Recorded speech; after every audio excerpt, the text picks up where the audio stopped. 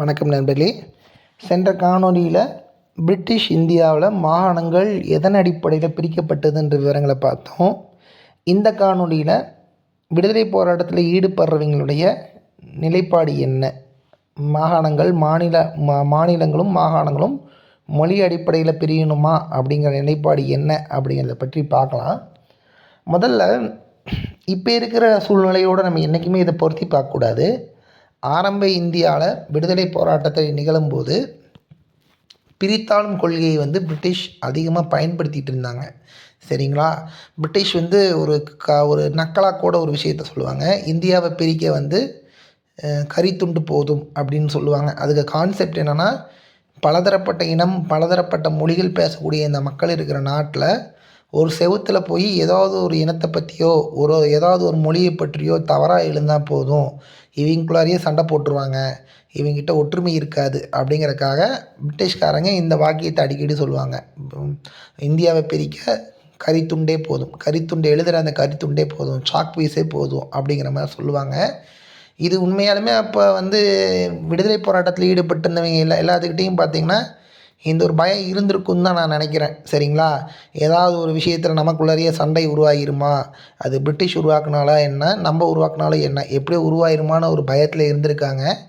அந்த டைமில் இந்த மாகாணங்கள் மாநில அடிப்படையில் பிரிக்கப்படணும் அப்படிங்கிற மாதிரியான விஷயம் வரும்போது நமக்கு விடுதலை போராட்டத்தில் முதல்ல போராடிட்டு இருந்தவங்க, முதன்மையில் போராடிட்டு இருந்தவங்கெல்லாம் இந்த விஷயத்தை பற்றி கொஞ்சம் குழப்ப மனநிலையில் தான் இருந்திருப்பாங்களாட்டிருக்கு. சரிங்களா?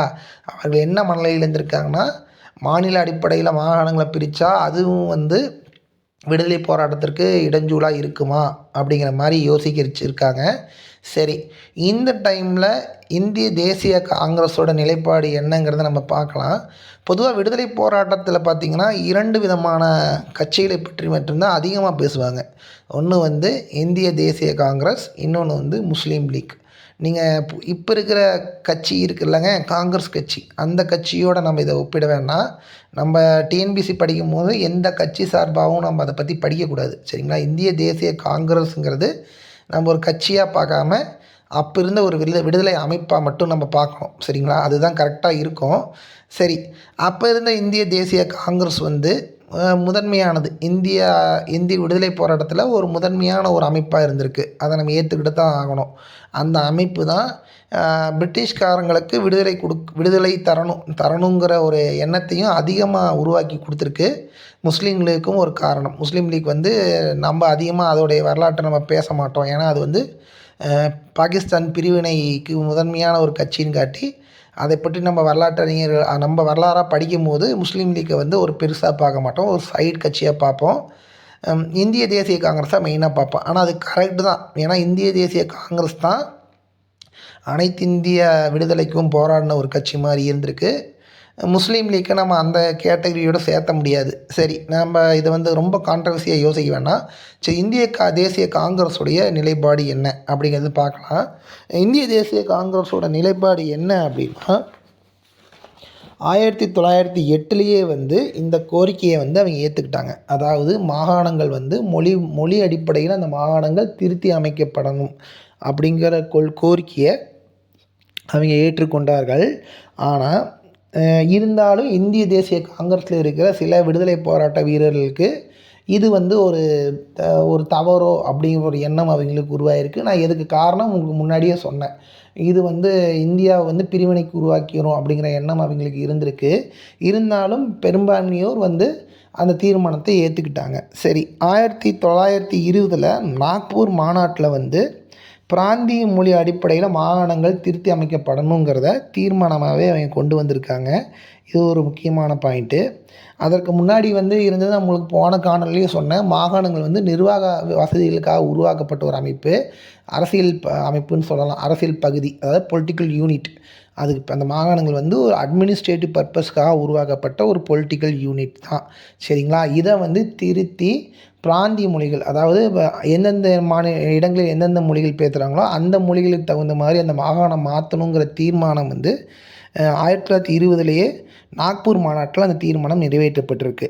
அது மட்டும் இல்லை, காந்திக்கும் இந்த மொழிவாரி மாகாணங்கள் பிரிக்கணுங்கிற எண்ணம் வந்து இருந்திருக்கு. அவரும் இந்த கொள்கைகளுக்கு சப்போர்ட் பண்ணியிருக்காரு.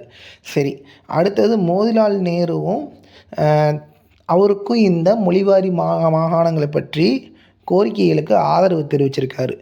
ஸோ பலதரப்பட்ட தலைவர்கள் வந்து இந்திய தேசிய காங்கிரஸ் தலைவர்கள் வந்து இந்த மொழிவாரி மாநிலங்கிற விஷயங்களுக்கு மொழிவாரி மாநிலங்கள் உருவாகிறதுக்கு ஆதரவு தெரிவிச்சிருக்காங்க. ஆனால் இங்கே விஷயம் என்னென்னா, இந்தியாவின் முதல் பிரதமர் ஜவஹர்லால் நேரு அவர்களுக்கு இந்த மொழிவாரி மாநிலம் அமைப்பது உடன்பாடு இருந்ததா அப்படின்னு கேட்டால் அவருக்கு இல்லை. காந்திக்கு உடன்பாடு இருந்திருக்கு, ஆனால் நேருக்கு உடன்பாடு இல்லை. அதுதான் இங்கே பிரச்சனையே. அவருக்கு இந்த மொழிவாரி மாநிலங்கள் அமைப்பதன் மேலே ஒரு சந்தேகம் இருந்திருக்கு, ஒரு பயம் இருந்திருக்கு. ஏன்னா இந்த மொழிவாரி மாநிலங்கள் இந்தியாவோட ஒற்றுமையை கெடுத்துருமோங்கிற பயம் அவருக்கு பலதரப்பட்ட நேரங்களில் வெளிப்பட்டிருக்க மாட்டிருக்கு. அதனால தான் அவருக்கு இந்த மாதிரி விஷயங்களுக்கு அவர் ஆதரவு தெரிவிக்கலை. சரி, இப்போது சுதந்திரமும் கிடச்சிருச்சு. சுதந்திரம் கிடைக்கும் போது நம்ம 1947 கிடச்சிது. 1950 வரைக்கும் நம்ம வந்து ஒரு அரசியல் அமைப்பை நம்ம உருவாக்கலை. அதுதான் உருவாக்குற டைமு. அந்த டைம்லேயே இந்த மொழிவாரி மாகாணங்கள் அமைக்கணும் அப்படிங்கிற கோரிக்கை ஏற்றுக்கொள்ளப்பட்டது.